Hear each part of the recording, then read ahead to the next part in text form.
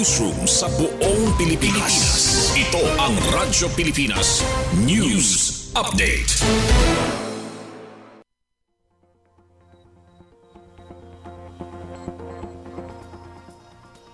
Oras sa bugos nga Pilipinas, 1:56 PM sang kulop. Mopay nga kulop sa aton nga tanan, adeton mga balita sa ina nga pangurason. 2026 budget sa NWSSU aprobado na sa BICAM.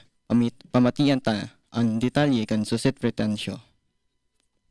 Radyo Pilipinas Report.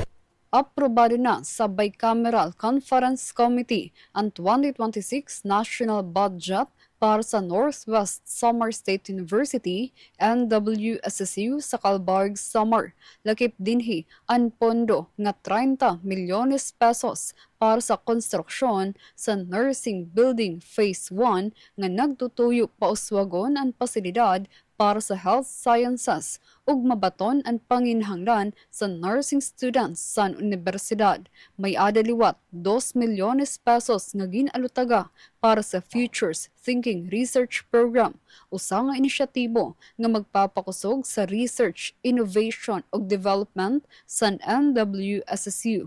Importante ini nga pitad para sa padayon nga pagpauswag sa infrastruktura, research capability ug kalidad sa edukasyon sa NWSSU para liwat sa mga estudyante. Para sa Bagong Pilipinas, Charmaine Perito Balvas, Radyo Pilipinas, Radyo Publiko, Calbayog. Mga salamat, Charmaine Perito Valdez. Training on Responsible Parenthood and Family Planning yung patigayon sa Catbalogan City, pamatiyan tan detalyikan, Raymark Dialagdon. Radyo Pilipinas Report. Ginpangunahan sa Local Government Unit of Catbalogan City, pinaagi sa Catbalogan City Population and Youth Development Office o CPYDO, ang Training on Responsible Parenthood and Family Planning o RPFP sa Barangay Kabugawan ng Barangay San Roque, Catbalogan City. Yan na December 13, 2025.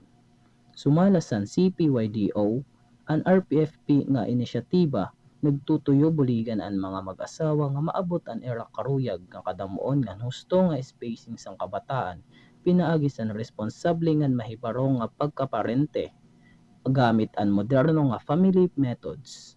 Nagtutuyo gihapon ini nga mapaubos ang unmet needs para sa modern family planning, pinaagisan mas husto nga impormasyon nga serbisyo. Sumala sa report, naging malampuson ang aktibidad kay damo nga mag-asawa ang nagbahin nga magagamit sa family planning methods. Samtangan iba, nag-request ang condoms and pills para mapadayon ang era na pili nga pamaagi. Para sa Bagong Pilipinas, Raymark G. Alagdon, Work Immersion Student sa Calbayog City National High School. Radyo Pilipinas, Radyo Publiko, Calbayog. Ini ang kabugos sa natong balita para sa ina nga pangurason.